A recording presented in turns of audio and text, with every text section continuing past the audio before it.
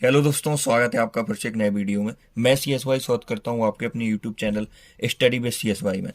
जैसा कि 1 अक्टूबर 2023 को हमने रीजनिंग का सॉल्यूशन करवाया था यूट्यूब पर और फुल एनालिसिस भी करवाया था। आज हम करने वाले हैं उसका मैथ्स 1 अक्टूबर 2023 का मैथ्स सॉल्व करने वाले हैं। यदि आपने अभी तक वो वीडियो नहीं देखे हैं तो वो आप जरूर देखें। पहला क्वेश्चन है, राहुल ने 56,500 रुपए में 120 टेबल खरीदे।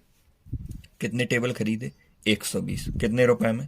56,500 रुपए में। ये टेबल का टोटल मूल्य है। यदि उन टेबलों में से 70 का औसत मूल्य, औसत से हमें योग पर जाना रहता है, तो 70 का औसत मूल्य इतना है तो योग कितना हो जाएगा, इसमें इंटू कर देंगे। 3 7 चौको 28, 29 30 31 500। अब टोटल 120 टेबल थे, वो 70 का इतना है, तो अब बचे कितने? 50 टेबल। उसमें यही पूछा है शेष 50 टेबलों का औसत मूल्य। तो यदि हम टोटल 120 में से माइनस कर दें, शेष 50 का बचेगा। 56,500 माइनस 31,500, 0 0 0, 25,000। और शेष 50 का है, तो 50 औसत का फॉर्मूला होता है कुल योग बटे कुल संख्या। इसमें भाग देंगे, 500 आ जाएगा। यही आपके क्वेश्चन का राइट आंसर है, option number D. Next question है, 708 किलोमीटर की यात्रा करने के लिए ट्रेन से रिलेटेड है। राजधानी ट्रेन 6 घंटे अधिक लेती है। यदि एक्सप्रेस ट्रेन की गति दोगुनी कर दिया है तो राजधानी ट्रेन की तुलना में 3 घंटे कम समय लेती है। राजधानी ट्रेन की गति क्या है? तो दूसरा क्वेश्चन है हमारी, एक है हमारी राजधानी ट्रेन और एक है एक्सप्रेस ट्रेन। राजधानी एक्सप्रेस ट्रेन की यदि हमने, एक एक्सप्रेस ट्रेन राजधानी ट्रेन से 6 घंटे अधिक लेती है, तो एक्सप्रेस ट्रेन की राजधानी ट्रेन की गति यदि x है तो इसका जो समय है वो 6 घंटे अधिक लग रहा है, तो x प्लस 6 हो जाएगा। और इसकी स्पीड क्या हो जाएगी? 708 किलोमीटर। जब हम डिस्टेंस को डिवाइड करते हैं टाइम से तो स्पीड आती है 708 बटे x प्लस 6।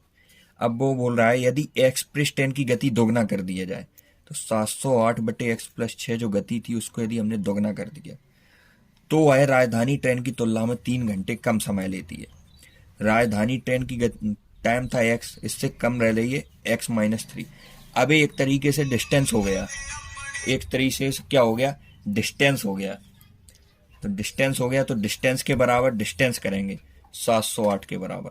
708 से 708 डिवाइड हो गया, तो इसे जब हम सॉल्व करेंगे 2x माइनस 6 और x प्लस 6। बीच में कॉल आ गया था, डिस्टर्ब हो गए थे मुझसे। 2x minus 6 x plus 6। तब इसमें हमें x की वैल्यू निकालना है, तो x बराबर इसमें आ जाएगा 12। तो x बराबर 12। तो राजधानी ट्रेन की गति क्या है? तो राजधानी ट्रेन का समय आ गया है 12 और स्पीड है हमारी 708। इसमें भाग देंगे तो 12 पंचे 60 और 10 बचा, 12 नंबर 108, 59 किलोमीटर प्रति घंटा। पहला। नेक्स्ट हम बात करने वाले हैं अगले क्वेश्चन की, तेल की कीमत में 20% की वृद्धि हुई। तीसरा, मूल्य में कितने प्रतिशत की वृद्धि हुई? 20%। मतलब 5 से 6, क्योंकि 20% होता है 1/5, टोटल फ्रैक्शन 5 से 6। इसी प्रकार 15% होता है 3/20, ये 20 से 23 हो गया। क्या हो गया ये? इस पर खर्च, तो खपत क्या होता है हमारा? खपत होता है खर्च बटे मूल्य, खर्च बटे मूल्य। तो खर्च है इसका 20/5, 23/6। तो इसको हम करेंगे जब, तो तेल की खपत की वृद्धि या कमी प्रतिशत ज्ञात करना है हमें। तो यहाँ से हमें से सॉल्व 5 चौकों 20, 4 6 24/23। तो इसमें कितना आ जाएगा? 1% की यहाँ पे कितने आ जाए? 5 6 30, 1 की कमी आ गई 24 में। ऐसे क्वेश्चन में यदि टाइम ज़्यादा लग जाए तो हम इसे स्किप कर सकते हैं। नेक्स्ट चौथा क्वेश्चन है, इसमें क्या है? फॉर्मूला लगना है। चौथा क्वेश्चन है, किसी कंपनी में 75% श्रमिक कुशल हैं। टोटल यदि परसेंटेज वाले क्वेश्चन में हमेशा हम 100 मानते हैं, क्योंकि उसका जो परसेंटेज वैल्यू होता है 100 का 20% 20 ही होगा, 25% 25 ही होगा। तो इस प्रकार इसका 75% श्रमिक कुशल हैं, कुशल। तो अब बचे कितने? 25। ये क्या हो जाएंगे? अकुशल श्रमिक, अकुशल। और शेष अकुशल हैं 84% कुशल श्रमिक, 28% अकुशल श्रमिक स्थायी हैं। यदि अस्थायी श्रमिकों की संख्या 180 है तो कंपनी में श्रमिकों की कुल संख्या कितनी है? तो इसमें डायरेक्ट यदि हमें ऐसी वैल्यू चाहिए कि वो अस्थायी श्रमिक हो, ये है स्थायी श्रमिक। अपने आप में जो 100% होता है कोई चीज, तो 100 में से यदि 84% जाएंगे तो 10 में से 4 के 6, 8 के 9, 16, तो 16% क्या है, ये अस्थाई श्रमिक है 75 का, ये अस्थाई है, इसका 16% निकालेंगे हम, ये क्या आएंगे आपके अस्थाई श्रमिक आ जाएंगे, अस्थाई, क्योंकि ये 84% कुशल हैं श्रमिक, ये पूरे स्थाई है। अब हमें अस्थाई निकालना है, 25 तिया 75, 25 चौक 100, 4 चौक 16, 4 तिया 12, ये क्या है अस्थाई है।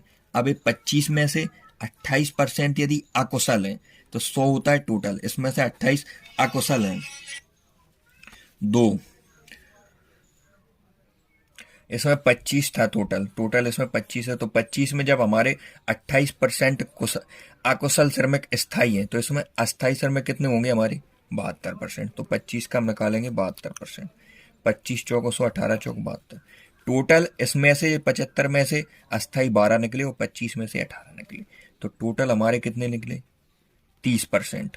ये क्या है हमारे, ये अस्थायी श्रमिक है, 30% बराबर ओरिजिनल हमें अस्थायी श्रमिकों की संख्या 180 दी है, तो 1% बराबर आ गया 6, तो 1% बराबर 6, तो 100% बराबर कितना 600, यही आपका आंसर है, 600 टोटल श्रमिक है। आप रिपीट कर कर देख सकते हैं यदि आपको समझ में नहीं आया अभी तक तो।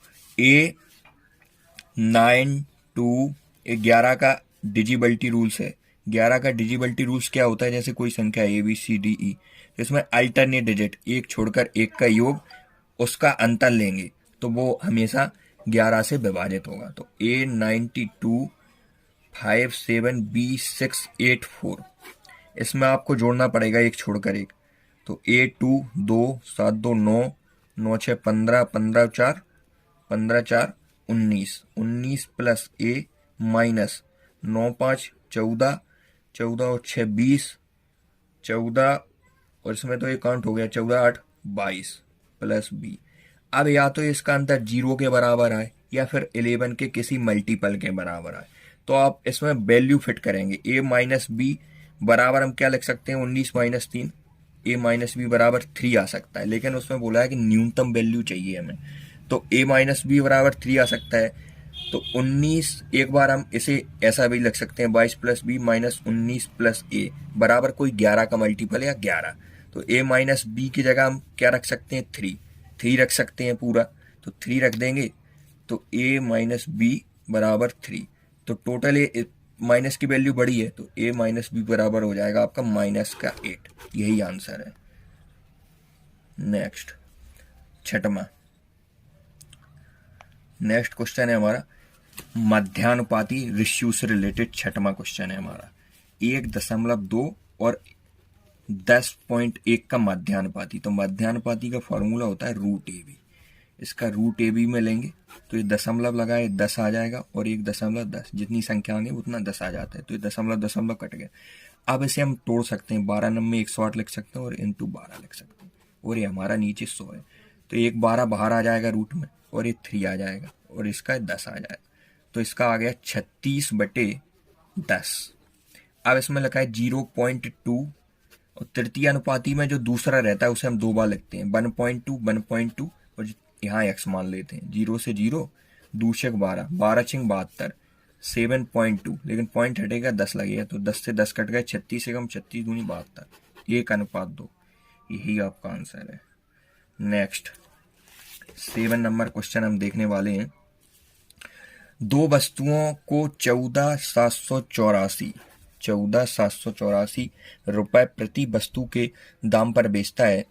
इसमें हमें टोटल यदि सीपी मिल जाए और इसका हम दोगुना कर दें, क्योंकि एक वस्तु इतने की तो दो वस्तु कितने की 14,784 जोड़ना पड़ेगा, तो सीपी से एसपी का रेशियो पहली वस्तु का 12% की फ्रैक्शन फॉर्म होती है 3/25, तो 25 में कोई वस्तु यदि हमने खरीदी तो 3 कला 25 से 28, तो ये किसके बराबर है 14,784 विक्रय मूल्य 28। इसका हम इससे सॉल्व करेंगे 4 7 28 4 3 12 2 4 6 24 3 4 9 36 2 4 6 24 7 5 35 और 1 तो 19 हो गया, 7 दूनी 14 और 7 हुआ 56 528, तो 1 यूनिट की वैल्यू यदि 528 है तो 25 यूनिट कितनी 25 8 220 हासिल, 25 दूनी 50 70 7 25 पंचे 175 और ये हो गया 182 0, ये आपका सीपी आ गया यहाँ का। अब दूसरी वस्तु सीपी से एसपी क्या हो जाएगा इसमें हानि हो रही है, तो 25 से 22 हो जाएगा इसका रेशियो। ये 3/25 होता है, ऊपर लॉस नीचे सीपी। तो 22 बराबर हमें दिया है 14, क्योंकि दोनों वस्तुओं का विक्रय मूल्य सेम है तो इसका भी कितना है 14,784। तो 11 दूनी 22, 11 एकम 11, 11 तिया 33, 11 चौक 44, 11 चौक 44, 2 छक 12, 1 13, 2 7 14, 2 दूनी 4, 672, 672। तो 25 यूनिट की वैल्यू कितनी, यहाँ से सीपी आ जाएगा। 25 दूनी 50, 7 5 हासिल, 25 सत्ती 175, ये 180 हो जाएगा। तो यहाँ 18 हासिल, 25 छक्के 150 और 18 8, 168,000। तो ए आ गया दूसरी वस्तु का सीपी, आ गया पहली वस्तु का, दोनों को जोड़ो 182,000 और 168,000, 35,000 दोनों का सीपी। अब दोनों का एसपी एक वस्तु का यदि 14,784 है तो दो वस्तु का 2 चौकों 8 था 16, 14 1 15, 2 चौकों 8 1 9 2, 29,700, 568। अभी हमें विक्रय मूल्य दिया है, हानि ज्ञात करना है तो इसमें से घटाना पड़ेगा। 8 2 10, दो वाला ऑप्शन एक ही है 432, और भी चेक कर सकते हैं आगे वही आएगा।